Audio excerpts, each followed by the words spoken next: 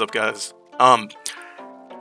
I have seen scenarios like this quite a few times, even this exact one. What if Yuta was in Shibuya? Now, I mean, it's interesting, and obviously this would change quite a few things. He's a special grade sorcerer for a reason, and a lot of people at this point know that Yuta is actually a game changer in most situations. So, let's track this down. Let's see what would actually happen if Yuta stepped foot in Shibuya.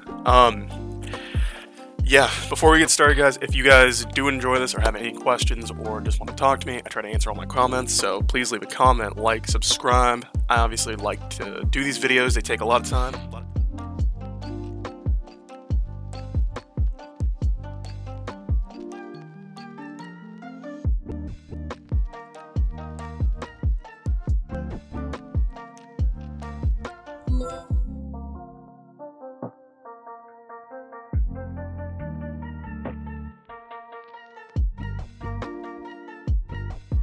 Now, this does surprise some people. However, we did see in the Culling games, they actually aren't opposed to splitting up. Neither one of them has a problem with this. Neither one's that clingy.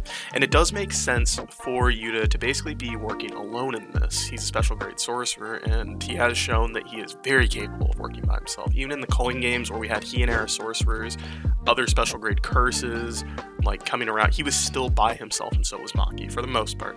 And in Shibuya, obviously, we're dealing with disaster curses.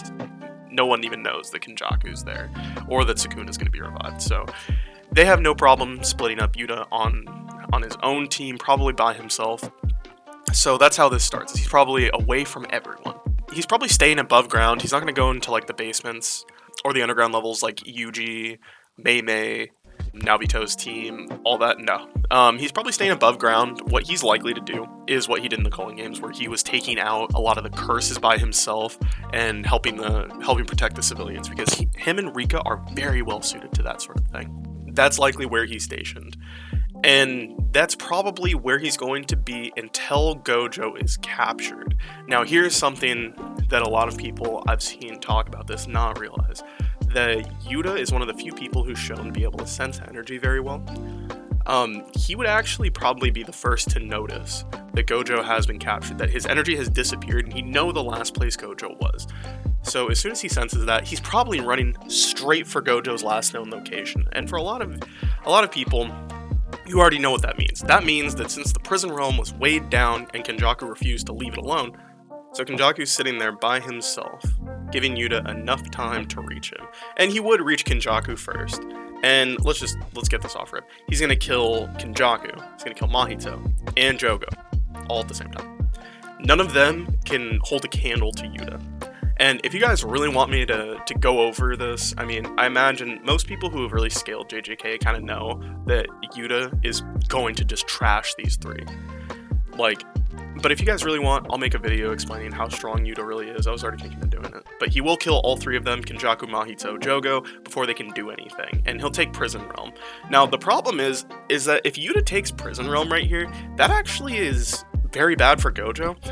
Because with Kenjaku dead, that means the Culling games doesn't start. And that means that Angel is not reincarnated. And, you know, as some of you know, Angel is not like just someone who exists currently. Like, that is a Heian-era sorcerer who was revived for the Culling games because of Kenjaku.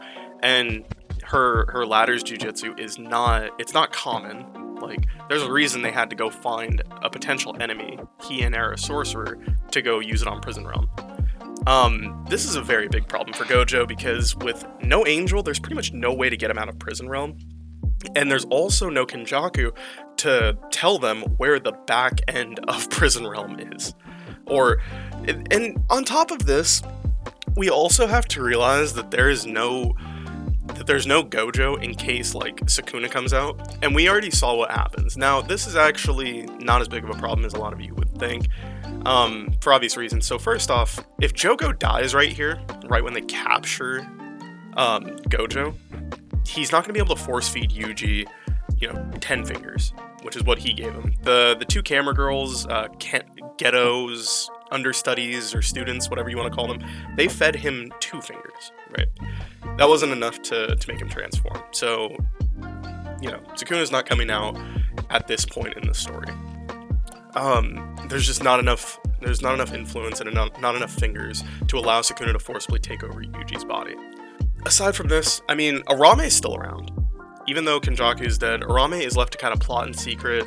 But like I said, Culling Games never happens, Angel never revived, Gojo's never getting unsealed. No matter what Arame plans, like, it's not gonna happen. Naobito will live.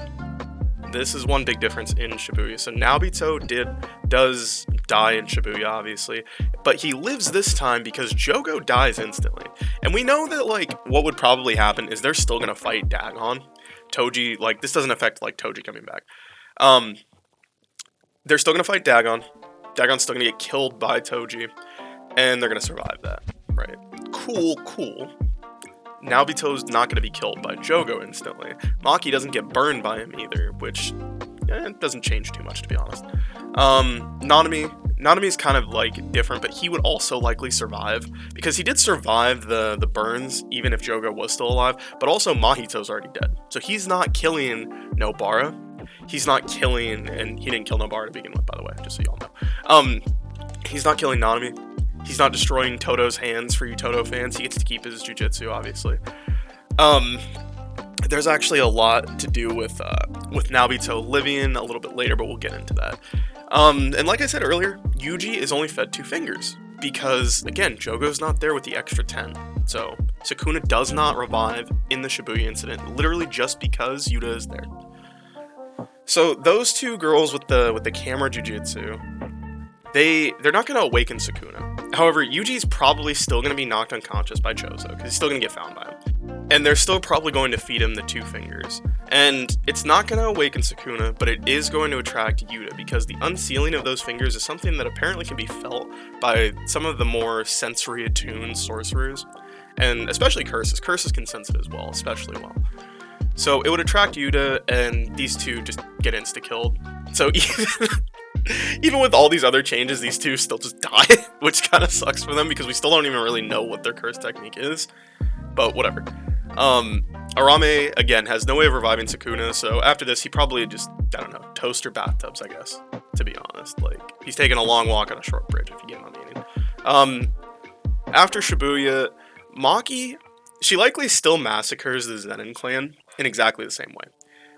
With Gojo sealed, Ogi still has an excuse to kill Maki and Mai like he wanted to do in the first place, and it's just going to trigger the same set of events that led to Maki massacring them and transforming.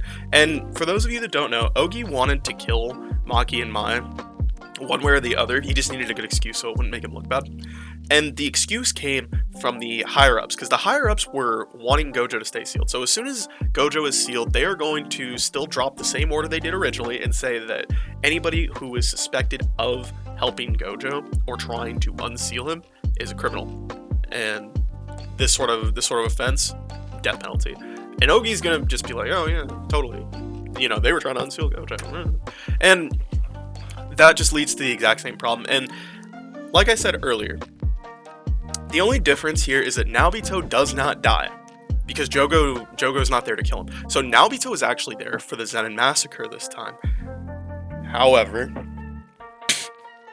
the only difference is this might add, 0.3 more seconds to Maki massacring all of them? Bro, here's the thing, okay. Here's the thing for you guys. So Ogi and Naobito are supposedly relative, and Ogi is actually implied to be a little bit stronger. However, even if we just want to say they're relative, Maki blitzed and one-shotted Ogi in one of the most, like, disrespectful, dismissive displays of nonsense. Like, okay, Ogi had no chance. He didn't even realize Maki had moved. He didn't even, like, realize he was dead before he was dead. Like, he's still, like, talking his shit as, like, the top of his head is sliding off the bottom portion of his head. Like, no. If they're even close to relative, Maki's just gonna kill him. Like, Naobito being here means nothing. Literally nothing, aside from maybe adding 0.23 seconds to, like, Maki just still destroying the Zen'in clan. So, no. Naobito living changes nothing at all. The story actually just basically ends right here.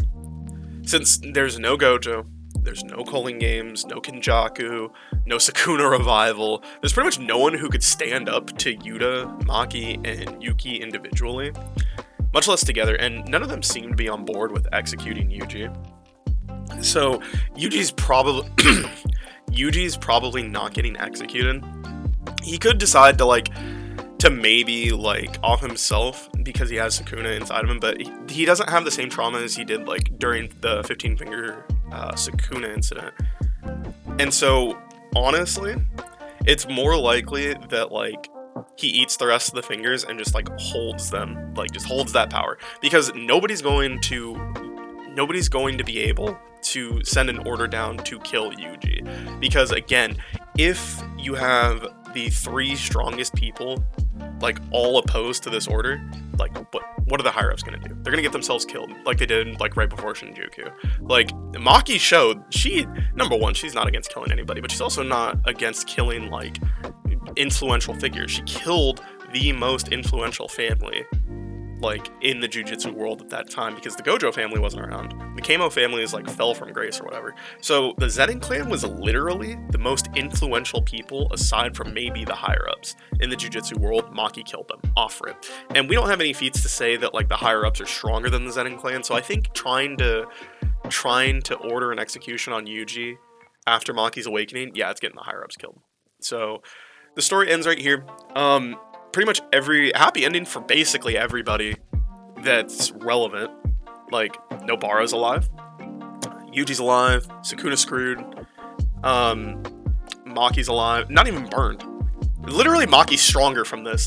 She's not, I don't want to say stronger, but she doesn't have to get burned. She goes through less to still be a monster.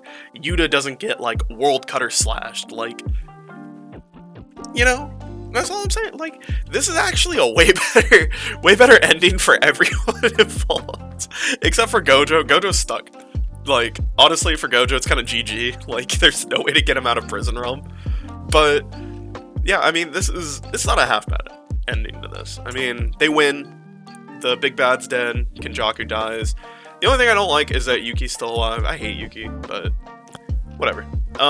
Overall, I think this is a better ending for the characters I like, but narratively speaking, it would be worse for the series, because obviously the series ends a lot sooner, and we wouldn't get a lot of stuff resolved. We would never have seen that Yuji's the child of Kenjaku. We would have never known that he's a cursed womb. We wouldn't understand why Choso has a connection to him. We wouldn't have any idea about a lot of the backstory and little loose ends that got tied up in the Culling Games and Shinjuku arc. So overall, narratively, it might be worse for the story. Me personally, I like it. I would be so happy if it ended this way, but that's just me. For the rest of the fans, it probably would be worse. I'll admit that. But that's pretty much all the differences that would come about if Yuta was actually in Shibuya. Again, let me know what you guys think. Feel free to leave a like. Throw a subscribe on there if you wanna see some more JJK. I'm just saying, that subscribe button's it's right there. It's right there. But yeah, other than that, guys, be safe. Take it easy.